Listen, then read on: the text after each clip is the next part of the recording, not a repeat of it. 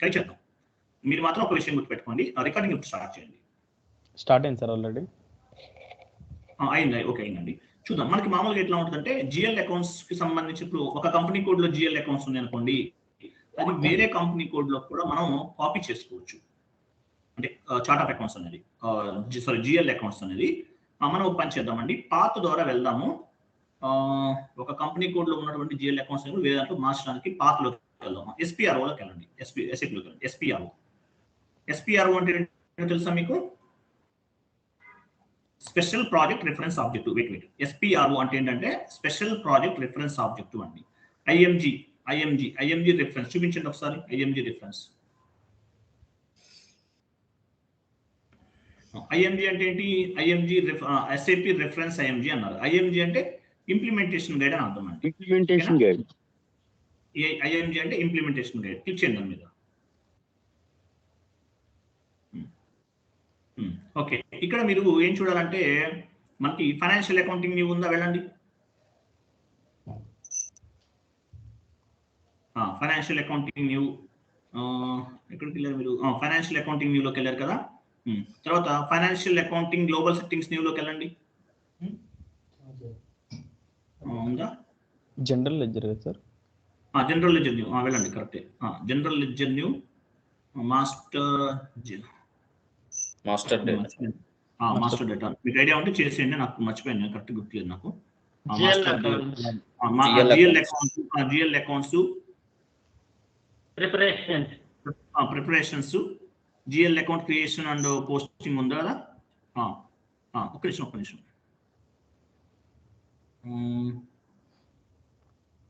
అక్కడే వస్తుంది. GL creation with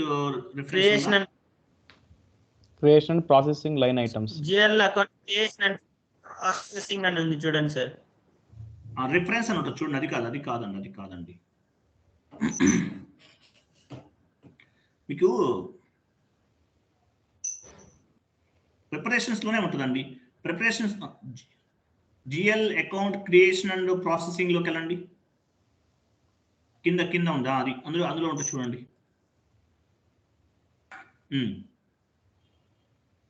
అందులో ఎక్కడ ఉంది? ఎక్కడ వస్తుంది point? Create GL account with reference. అది మనం తీసుకోవాలి. దాన్ని క్లిక్ చేయండి ఒకసారి.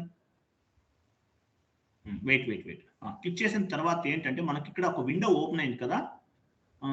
ఇక్కడ కంపెనీ కోడ్ దగ్గర న్యూ కంపెనీ కోడ్ ఇవ్వాలి. యాక్చువల్గా కొత్త కంపెనీ కోడ్ ఒకటి, మీ కంపెనీ కోడ్ ఇవ్వండి. కంపెనీ కోడ్ దగ్గర కొత్త కంపెనీ కోడ్ ఇవ్వండి. పైన ఉందండి కంపెనీ కోడ్. ఎక్కడ ఉంది? అక్కడ కాదు. పైన అండి కంపెనీ కోడ్ ఎక్కడ ఉంది? అయ్యో అట్ట కాదు. నెంబర్ చూడండి. ఇంకా లెఫ్ట్. దాని కింద 805 అయ్యో 8500 ఉంది. దాని కిందకి రండి. కంపెనీ కోడ్ ఇవ్వండి. అక్కడ దాని కింద కంపెనీ కోడ్ ఇవ్వండి. అక్కడ ఇవ్వాలి కంపెనీ కోడ్ అంటే. ఇది రెడ్ బుల్ కాదు సార్, దీని కింద ఇవ్వమంటారా? ఓకే, అది దాని మీద కదా, దాని కింద ఇవ్వండి. అక్కడ ఏం చేసాం యాక్చువల్గా మనం కొత్త కంపెనీ కోడ్ అంటే అక్కడ వచ్చేసి మనం మామూలుగా ఏం చేస్తుంటే అక్కడ కంపెనీ కోడ్ ఉంది కదా, మనం అక్కడ కొత్త కంపెనీ కోడ్ ఏదైతే కొత్త కంపెనీ కోడ్ మనం ఏదైతే తీసుకుంటామో ఆ కంపెనీ కోడ్ ఇవ్వాలి. దాని right side reference company code ఉందంటే ఏ కంపెనీ నుంచి కాపీ చేస్తున్నాం. మీరు ఆల్రెడీ క్రియేట్ చేసిన ఇంకో కంపెనీ కోడ్ ఇవ్వని చెప్తాను. అవ్వదు, ఎందుకంటే న్యూ కాదు కదా ఇది. ఇంకో కంపెనీ కోడ్ ఇవ్వండి అక్కడ. అంటే మీరు ఏ కంపెనీ కోడ్ నుంచి కాపీ చేస్తున్నారనేది అక్కడ ఇవ్వాలి. మీ కంపెనీ కోడ్ ఇవ్వండి ఒకటి.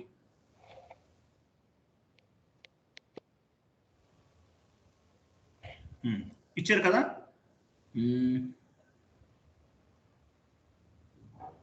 ఒక పని చేయండి. ఇప్పుడు ఏం చేస్తారంటే ఎంటర్ కొట్టి సేవ్ చేయండి. అవుతుందని చూద్దాం. సేవ్ చేయండి. పైన సేవ్ ఉంది. సేవ్ డేటా కంటిన్యూ చేయండి. ఓకే, ఒకసారి అది సెలెక్ట్ చేయండి. KHAG సెలెక్ట్ చేయండి. సెలెక్ట్ చేశారు. కింద ఒక మిర్రర్ సింబల్ ఉంది చూడండి. మిర్రర్ సింబల్ కింద, అంటే లాస్ట్ లో భూతద్దం సింబల్ మీరు సెలెక్ట్ చేసిన దాని కిందనే ఉంది. అక్కడ వరకు పని లేదు, ఫస్ట్ లో ఉంది. ఫస్ట్ నుంచి వెళ్ళాలి. ఎప్పుడైనా మీరు వెళ్ళండి, క్లిక్ చేయండి దాని మీద. అది చూసారా, మనకి ఇట్లా ఒక విండో అనేది ఓపెన్ అయింది. ఇక్కడ ఏం చేస్తాం మనం మామూలుగా అకౌంట్ ఫ్రమ్ రిఫరెన్స్ సెలెక్ట్ చేసుకోండి. అకౌంట్ ఫ్రమ్ రిఫరెన్స్ పైన టాప్ లో ఉంది. ఇచ్చారు. అంటే ఇక్కడ ఏం చేస్తామంటే మనం ఎక్కడి నుంచి ఎక్కడ వరకు మనం జిఎల్ కాపీ చేసుకుంటున్నాము అనేది ఇవ్వాలి. ఓకేనా? అక్కడ 1 ఇవ్వండి చెప్తాను. 1 ఇవ్వండి. లాస్ట్ లో ఒక మనం లాక్స్ లో ఇచ్చాం కదా, అన్లిమిటెడ్ ఇచ్చేయండి, ఏం కాదు. అన్లిమిటెడ్ ఒక 9 9 ఇవ్వండి. 1 దగ్గర ఫస్ట్ దగ్గర 1 ఇవ్వాలండి. 2 దగ్గర అన్లిమిటెడ్ ఇవ్వాలి. ఇక్కడ 1 ఇవ్వాలి. 1 ఇవ్వండి అక్కడ. 2 దగ్గర అన్లిమిటెడ్ గా 9 ఇచ్చేయండి. ఓకే. సో ఇప్పుడు ఏం చేస్తామంటే మీరు ఏం చేయొద్దండి, కాపీ చేయొద్దు. ఇప్పుడు జస్ట్ మనం ఓకే కొట్టామనుకోండి, ఆటోమేటిక్గా మొత్తం కూడా ఒక కంపెనీ కోడ్ నుంచి ఇంకో కంపెనీ కోడ్కి మొత్తం కూడా మనకు కాపీ అయిపోతాయండి. గుర్తుపెట్టుకోండి, అన్ని కాపీ అయిపోతాయి. జస్ట్ ఇదే సింపుల్ లాజిక్. అంటే ఒక కంపెనీ కోడ్ నుంచి ఇంకో కంపెనీ కోడ్కి కాపీ చేస్తాం అంతే, ఇంకేం. ఎందుకంటే మిమ్మల్ని ఎందుకు చేయొద్దు అంటున్నారంటే సేమ్ జిఎల్ అకౌంట్స్ ఉన్నాయి కాబట్టి మళ్ళీ అడ్రస్ అవడానికి ఛాన్స్ ఉంది. ఓకే కొట్టామనుకోండి, ఆటోమేటిక్గా ఒక కంపెనీ కోడ్ నుంచి ఇంకో కంపెనీ కోడ్, మీరు ఇప్పుడు ఒక కంపెనీ కోడ్ వాడుతున్నారు, కొత్త కంపెనీ కోడ్ క్రియేట్ చేశారనుకోండి, అప్పుడు ఓకే చేసేయండి, అయిపోతుంది. Simple logic. ఓకేనా? రైట్. క్లోజ్ చేసి బ్యాక్ వచ్చేయండి.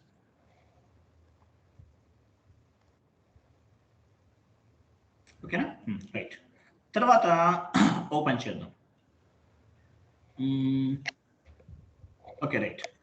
నెక్స్ట్ ఇంకొక చిన్న టెక్నిక్ చేద్దాం. ఫైనాన్షియల్ స్టేట్మెంట్ జనరల్ వ్యూ అని చెప్పేసి ఉంటుంది. ఫైనాన్షియల్ స్టేట్మెంట్స్ అన్ని కూడా చెక్ చేసుకోవచ్చు మనం పాపదు కొంచెం గుర్తులేదు నాకు సరిగా. ఒక పని చేయండి, టీ కోడ్ ద్వారానే వెళ్దాము. F.01 ఇవ్వండి. F.01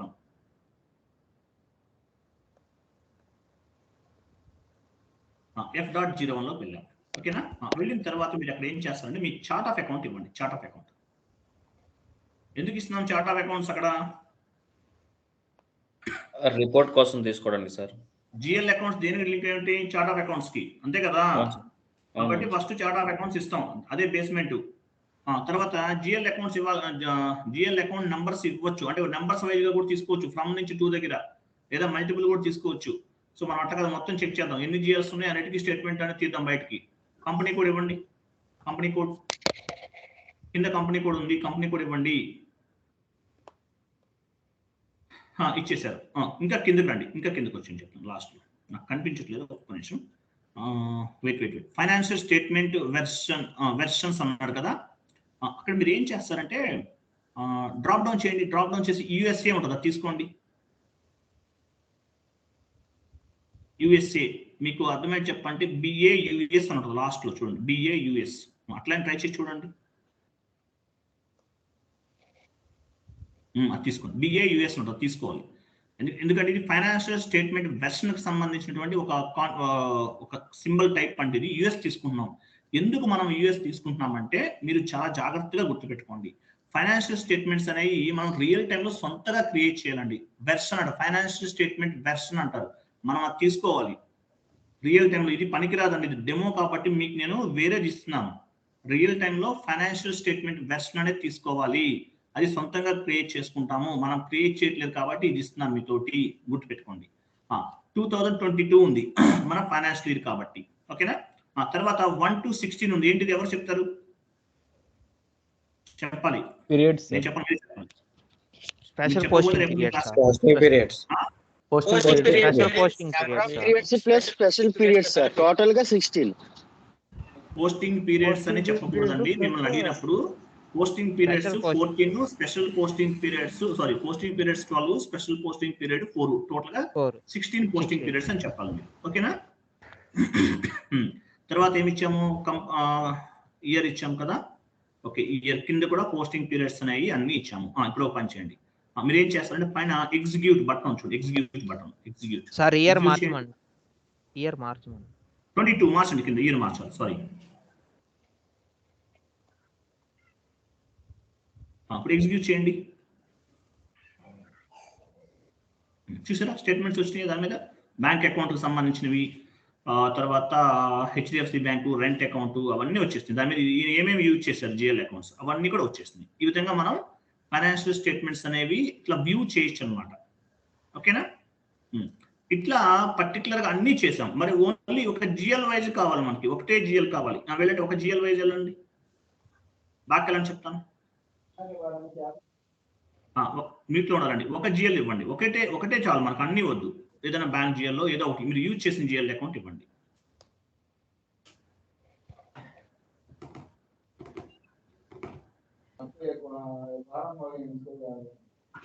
ఎగ్జిక్యూట్ చూసారా, ఒకటే వచ్చింది. 2 జిఎల్స్. ఓకే, 2 కంపెనీ కోడ్స్ ఉన్నాయి. 2 కంపెనీ కోడ్ ఒకటేనా? ఓకే, చూసారా, 2కి సంబంధించి ఇందులో 2 నెంబర్స్ ఉన్నాయా సార్? ఓకే. సో మనకి ఇక్కడ స్టేట్మెంట్స్ కనిపిస్తున్నాయి కదా. ఓకే, కంపెనీ కోడ్స్ తీసేయండి. సో మనకి ఇక్కడ ఫైనాన్షియల్ స్టేట్మెంట్స్ అనేది ఎగ్జిక్యూట్ అయింది అనమాట. ఈ విధంగా మనం ఫైనాన్షియల్ స్టేట్మెంట్స్ అనేవి జిఎల్ వైజ్ గా కూడా మనం చెక్ చేసుకోవచ్చు అండి. అట్లాగే మీరు బ్యాక్ వెళ్ళండి, చెప్తాను. బ్యాక్ వెళ్ళండి ఒకసారి, బ్యాక్.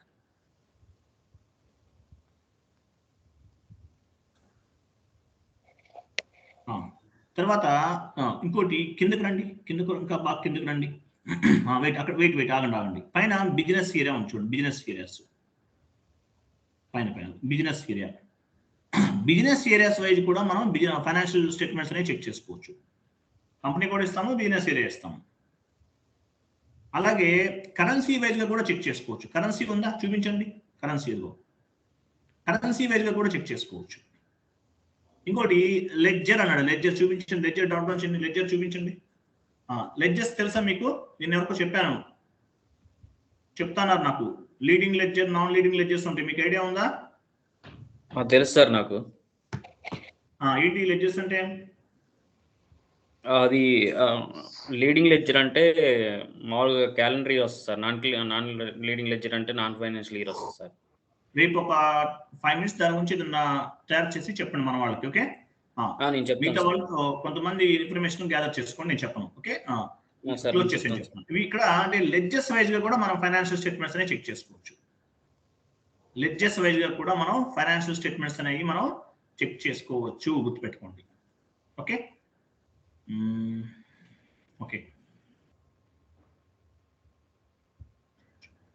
ఓకే ఒక పని చేయండి, బ్యాక్ వెళ్ళని చెప్తాను. బ్యాక్ వెళ్ళి పైన వెయిట్ ఫుల్ బ్యాక్ కాదండి.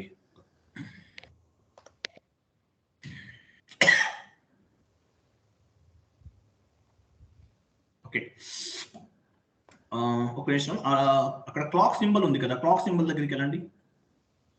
దానికి రైట్ సైడ్ ఇంకొక ట్యాబ్ ఉంది, చూపించిన రైట్ సైడ్ రండి. రైట్ సైడ్ అండి ఒక ట్యాబ్ ఉంది కదా, రైట్ సైడ్. ఎక్కడ సార్? దాని పక్కన ఇంకోటి చూపించమంటున్నా. క్లాక్ సింబల్ పక్కన ఏముందని అడుగుతున్నా నేను.